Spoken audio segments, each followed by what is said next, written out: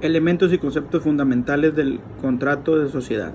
El contrato de sociedad es un documento que se constituye mediante escritura pública por medio de cual dos o más personas, sean naturales o jurídicas, se comprometen a realizar una serie de aportes en dinero, trabajo o cualquier bien que pueda ser apreciado en dinero, con el objetivo de repartirse las ganancias que se obtengan a través de la actitud empresarial.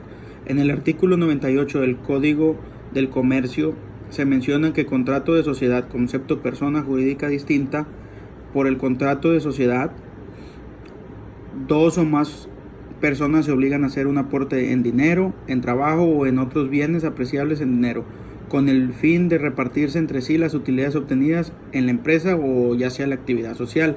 La sociedad, una vez constituida legalmente, forma una persona jurídica distinta de los socios individualmente considerados. Por medio de este contrato se constituye una sociedad, y dando esto una persona jurídica como institución de derechos y obligaciones, ya sea una notaría, que sería lo más legal, es la que te constituye todo. Por ahí es por donde nos podríamos ir. Los elementos esenciales de este contrato son existencia de los socios, que deben ser dos o más personas, establecer los aportes que se deben hacer a la sociedad y la forma en que serán dados, dinero o bienes apreciables en dinero, obligación de dar, aportar con fuerza de trabajo, obligación de hacer. Establecer el objeto de la sociedad, cuál va a ser su actividad empresarial o el giro de su empresa.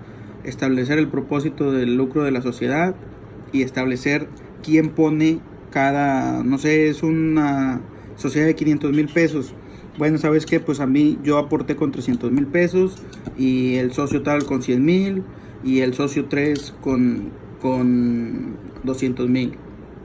O sea, todo lo que se constituye debe estar bien escrito, cuánto es, cuánto todo, cuántos porcentajes de acciones, los que son los porcentajes, los no porcentajes, porque llegando a una bronca jurídica o algo, tú tienes la representación de tus acciones. Y como ejemplo para las personas, no dejar que uno de los socios o personas tengan más del 51%, para que no, si no, automáticamente él va a tomar decisiones de todo. Le pueden dejar un 50, es mejor el 49, pero que no tenga el 51 de los socios, porque los demás o el otro está fregado. Y ya pasamos al siguiente paso. El capital que se acuerda aportar por los socios debe quedar fijado. De ninguna forma podrá precisarse o aumentarse o disminuirse. Ninguno de los socios puede ser obligado a aumentar su capital si no fue previsto en el contrato. En el acuerdo se debe indicar el lugar, la fecha y la forma como deben ser entregados los aportes, pero en caso tal de que este no se haya sido establecido, se entregarán en el domicilio social de la entidad una vez haya sido constituida. Para que este contrato sea válido, debe cumplir con los requisitos generales de un contrato, como son que los socios sean capaces legalmente de contratar. Para su consentimiento no puede estar viciado, es decir, que no deben estar obligados a llevar a cabo el contrato, y debe ser todo de fe y todos deben de estar de acuerdo. En el artículo 101 del Código de Comercio nos habla sobre la validez del contrato y nos menciona lo siguiente. Validez del contrato. Para que el contrato de sociedad sea válido respecto a cada uno de los asociados, será necesario que de su parte haya capacidad legal y consentimiento excepto de error esencial, fuerza o dolo, y que las obligaciones que contraigan tengan un objeto y una causa lícitas. Se entiende por error esencial el que versa sobre los móviles determinados del acto o contrato, comunes o conocidos por las partes. Sociedades irregulares y consecuencias jurídicas. Las sociedades mercantiles irregulares son aquellas cuyo acto de constitución no se hubiese hecho constar en escritura pública, o habiéndose cumplir con esta formalidad no se inscribió en el registro público del comercio. Toda sociedad mercantil, para constituirse, deberá constar con un acta constitutiva en donde se prevén los lineamientos de su organización, administración y funcionamiento, e incluso de su disolución y liquidación. Los efectos de la irregularidad básica se clasifican en dos grupos intermedios, internos, es decir, entre socios y responsabilidad de representantes, y externos, que es la personalidad jurídica y la relación con terceros.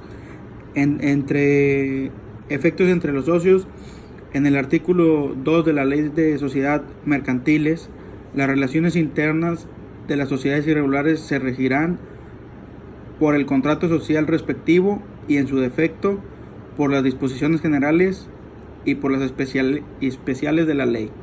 Según la clase de sociedad que se trate, la constitución de una sociedad, a fin de cuentas, independientemente de su formalidad, es un acto jurídico surgido de la voluntad de los socios, quienes se asocian para conseguir un fin determinado. Por lo de no cumplir con las formalidades para la constitución de una sociedad mercantil, no es un elemento que permita a quienes realizaron el acto incumplir con sus compromisos estipulados. Los socios deberán cumplir con lo pactado, primeramente según se hubiesen obligado, e incluso con las disposiciones aplicables para el tipo de sociedad que se hubiese constituido. Responsabilidad de los representantes. Los representantes de las sociedades mercantiles, como regla general, no quedan obligados por los actos que realicen en nombre de sus representantes, pues quien celebra el acto jurídico es la persona moral constituida. Sin embargo, quien realice actos jurídicos como representante o mandatario de una sociedad irregular responderá del cumplimiento de los mismos frente a terceros, subsidiaria, solidaria e ilimitadamente, sin perjuicio de la responsabilidad penal en que hubiera incurrido, cuando los terceros resulten perjudicados. Aunando a ello, los socios no culpables de la irregularidad podrán exigir daños y perjuicios a los culpables y a los que actuarán como representantes o mandatarios de la sociedad irregular, de tal manera que los representantes o mandatarios de la sociedad irregular deberán responder frente a terceros y a los socios, siempre y cuando estos sean culpables de la irregularidad, según el artículo 2. Personalidad jurídica. El número 2 de la personalidad jurídica es contundente al prescribir que las sociedades no inscritas en el registro público de comercio que hubiesen exteriorizado como tales frente a terceros consta no en escritura pública tendrán responsabilidad. Personalidad jurídica.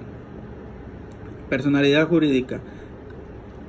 De tal manera que esa persona les permite la celebración de actos jurídicos frente a terceros y se obligan en los términos pactados independientemente de la responsabilidad de los representantes. El primer efecto de los efectos de relación, que vienen siendo 3, el primer efecto, como ya se cometió, es la posibilidad de exigir la responsabilidad de los representantes en los términos apuntados. Por otra parte, de conformidad con el artículo 7 de la ley, las personas que celebran operaciones a nombre de la sociedad antes del registro de la escritura constituida contraerán frente a terceros responsabilidad limitada y solidaridad por dichas operaciones. No solo los representantes tienen una responsabilidad, sino cualquier persona que celebra actos jurídicos a nombre de la sociedad irregular, independientemente que sea o no socio, tendrá una responsabilidad frente a los terceros. Como se observó, la escritura constituida de la sociedad forzosamente deberá inscribirse en el registro público de comercio.